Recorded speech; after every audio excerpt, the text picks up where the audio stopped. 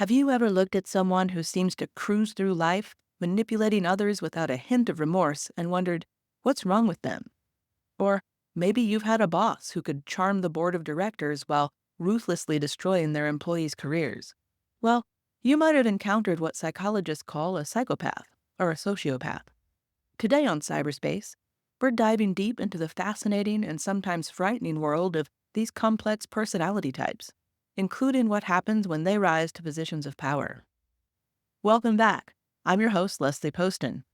Today, we're going to move through the human mind and its myriad manifestations and tackle a topic that's as intriguing as it is critical: the psychology of psychopaths and sociopaths.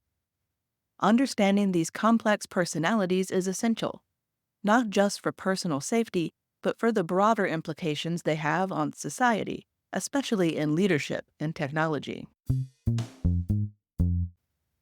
When we talk about psychopaths and sociopaths, we're actually describing two distinct patterns of behavior, even though they're often confused in popular media. Think of it this way: while both groups might act in ways that harm others, they tend to get there by different routes. A psychopath is someone who fundamentally lacks the capacity for empathy from the ground up.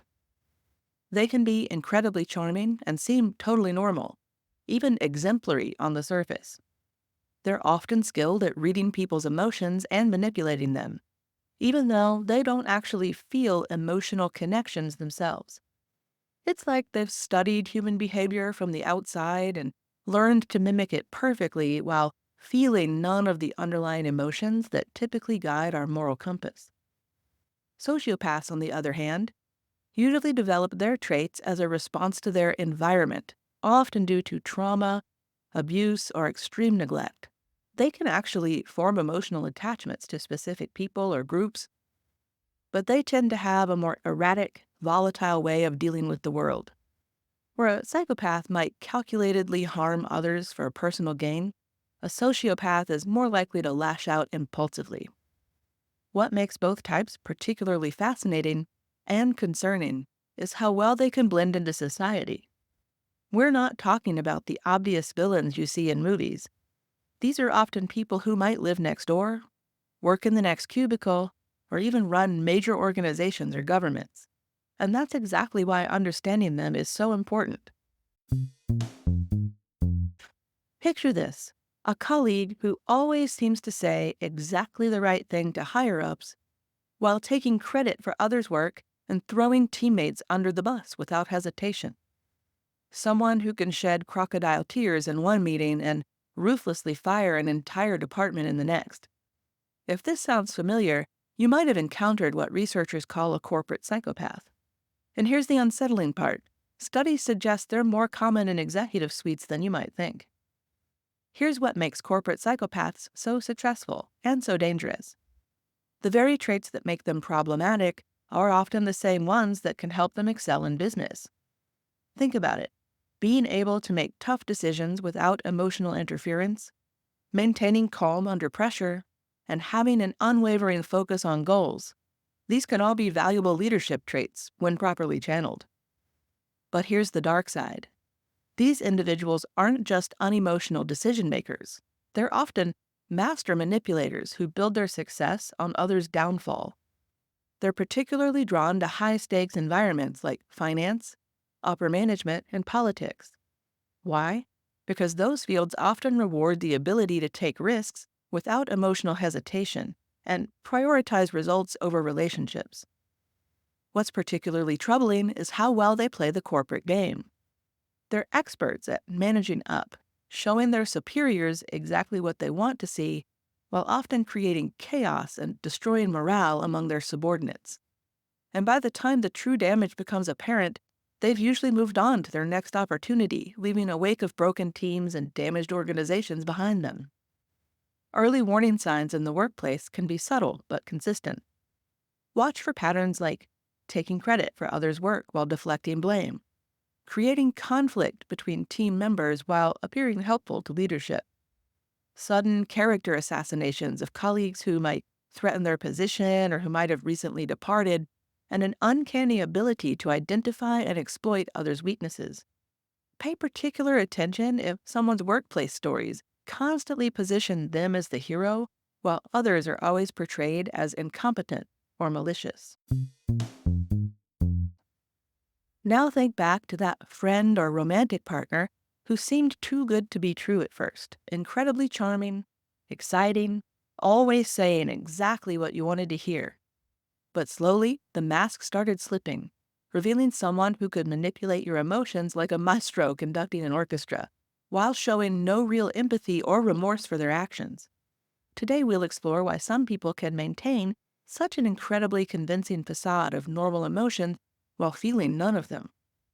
The really fascinating and heartbreaking thing about psychopaths and sociopaths and how they handle relationships is their ability to create an almost perfect illusion of connection.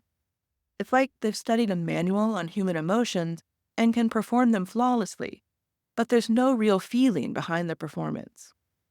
In the beginning, they often seem like the perfect partner or friend. They're incredibly good at identifying what you want and becoming exactly that person. They'll mirror your interests, share your values, and seem to understand you better than anyone else ever has. It's an intoxicating experience until you start noticing the cracks in the facade. The mask usually starts slipping when they've gained your trust and emotional investment. You might notice that their tragic backstories don't quite add up, or that their emotional reactions seem carefully calculated rather than genuine. They might go from being intensely attentive to completely cold when they have nothing to gain from you anymore. But here's what makes it really complex. These aren't always conscious manipulations. Many psychopaths and sociopaths truly believe their own performances in the moment. It's not necessarily that they're thinking, I'm going to manipulate this person. Rather, it's more like they're constantly performing in a play where they're always the hero of their own story, and everyone else is just a supporting character. That's one reason seemingly benign trends online, such as calling other people NPCs, can be so dangerous. When we hear about massive corporate frauds that wiped out thousands of people's life savings, or see political leaders who can convince entire populations to follow them down destructive paths, we often wonder, how did they get away with this for so long? And the answer might be in understanding how psychopathic traits can actually help certain individuals rise to positions of power, and why our flawed, monetarily focused, individualistic social systems sometimes reward the very traits we should be guarding against. The truly mind-bending thing about psychopaths and sociopaths in positions of power is how our social systems can actually help them succeed. Think about it. We often praise and reward traits like making tough decisions, staying cool under pressure, or not letting emotions cloud the judgment. Sound familiar? And what's particularly unsettling is how these individuals can influence entire organizations or even societies. They have an uncanny ability to tap into people's desires and their fears, offering simple solutions to complex problems. They're masters at creating us versus them narratives, positioning themselves as the only one who can solve the crisis, often a crisis they helped create. The ripple effects can be staggering. When someone without empathy reaches a position of real power, whether in government or business, they're making decisions that affect thousands or even millions of lives without any emotional compass to guide them. They might tank an entire company for short-term gain, or implement policies that harm vulnerable populations simply because it serves their interests. These traits can manifest differently across cultures, too. In highly individualistic societies, you might see more overt self-promotion and direct manipulation. In more collective cultures, the behaviors might be more subtle, like mastering social protocols to gain power while quietly undermining community bonds. What's universal, though, is how these individuals identify and exploit whatever their particular culture values most highly. They're chameleons, adapting their strategies to their environment while maintaining their core traits. As artificial intelligence reshapes our world, here's a chilling question to consider. What happens when individuals who lack empathy and moral constraints are the people programming our AI systems or making crucial decisions about privacy and security? In an era where technology can amplify both the best and worst of human nature, and so many tech billionaires have new and unfettered access to government power globally, understanding how to protect against psychopathic influence in tech leadership has never been more critical. What keeps a lot of tech ethicists up at night isn't just the advancement of AI, it's who's guiding that advancement. When you have individuals who lack empathy making critical decisions over our privacy, security, or human rights, the potential for harm scales exponentially with the power of the technology. Think about it. AI systems learn from the data and parameters we give them. If the people in charge of these systems view human emotions as weaknesses to be exploited rather than essential aspects of humanity to be protected, what kind of AI are they creating?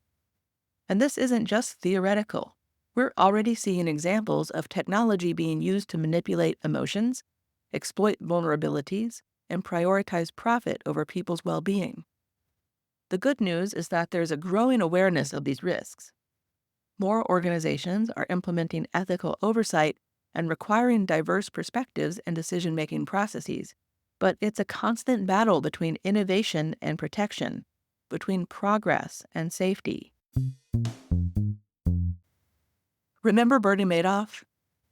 The investment wizard who charmed billions from his clients while running the largest Ponzi scheme in history? Or Elizabeth Holmes, who built Theranos on a foundation of charisma and deception? These aren't just stories of financial fraud. While we can't assume someone's diagnosis from afar, these are masterclasses in how psychopathic traits can manifest in the real world. Let's look behind the headlines to understand the patterns that can help us spot the next wolf in sheep's clothing. Pull back the curtain with me on some of these high-profile cases, because they're master classes in how these personality types operate. The fascinating thing about cases like Madoff's isn't just the scale of the fraud. It's how he managed to maintain such unwavering trust while systematically destroying people's lives. The pattern is almost always the same: exceptional charm, an ability to make powerful people trust them implicitly, and a complete lack of remorse, even when confronted with the devastation they've caused. These aren't just criminals, they're people who've managed to build entire empires on a foundation of manipulation and deception. What's particularly chilling is how they often view their victims. It's not that they actively hate the people they harm, it's that they simply don't view them as real people with lives and feelings. To them, others are just pieces on a chessboard, background players, a means to an end. Can psychopaths be cured? This is one of the most common questions I get from listeners. Imagine trying to teach empathy to someone who fundamentally lacks the capacity to feel it. That's just one of the challenges facing mental health professionals who work with psychopathic individuals.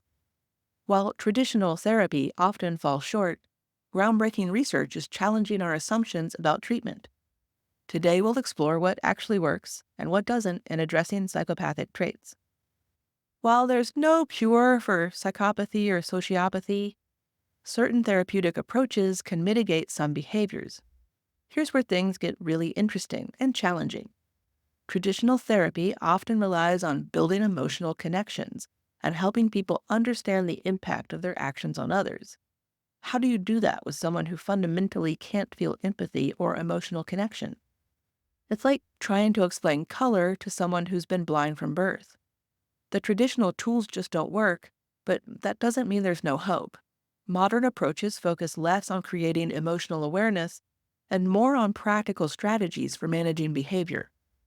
Think of it like teaching someone to drive safely, even if they don't understand why hitting pedestrians is wrong. The breakthrough has come from understanding that while we might not be able to make someone feel empathy, we can help them recognize patterns, understand consequences, and develop better decision-making processes. Some newer treatments even use brain training techniques to help people better regulate their impulses and their responses. While overall success rates can be modest, there are encouraging examples. In one program focusing on younger individuals, participants showed significant improvement in impulse control and decision-making when therapy centered on personal benefit rather than emotional appeals. Another success story involved a corporate environment where leadership coaching combined with strict accountability measures helped an executive channel their traits into more constructive patterns. The key in both cases? Focusing on practical outcomes that affected them personally, rather on emotional change that would help other people. Whether it's a family member, a colleague, or a boss, many of us will encounter psychopathic individuals in our lives. The good news, there are proven strategies for protecting your mental health and maintaining boundaries when you can't simply walk away. In this segment, we'll give you practical tools for surviving and thriving when dealing with psychopathic personalities. So what do you do when you can't avoid interacting with someone who has these traits? First, accept that you can't fix them or appeal to emotions that they don't have. Instead, focus on what you can control, your boundaries, your responses, and your protection strategies. Think of it like dealing with a powerful natural force, like the ocean. You can't change how the ocean behaves, but you can learn to swim, you can watch for warning signs, and you can avoid dangerous situations. Some practical strategies for this include documenting everything in professional settings. This includes sending yourself a meeting summary at the end of each meeting and CCing the other person so the documentation is two-way and you're both protected. Maintaining emotional distance while keeping interactions professional. Building a strong support network. Understanding that their behavior isn't about you, it's about how they're wired. And above all else, learning to trust your instincts when something feels off. The key is understanding that while these individuals might occupy important roles in our lives as colleagues, supervisors, family members, or friends, we don't have to become victims of their behavior patterns. Today's look into the minds of psychopaths and sociopaths uncovers a complex picture. While the challenges these personality disorders pose are significant, understanding their dynamics and impacts can equip us to handle interactions more effectively and to safeguard our communities and ourselves. It's vital for mental health professionals, policymakers, and the public to continue exploring and investing in both therapeutic approaches and protective strategies. As we come to the close of this episode, remember that awareness and education are key in dealing with psychopathy and sociopathy, especially in high-stakes environments. Whether it's personal safety or organizational integrity, understanding these personalities can make a critical difference. You may have noticed that we changed our usual episode to be more conversational. Don't worry, you can find the list of researchers, journal articles, and books that informed this episode in the show notes. We'd love to hear which format you liked better as well.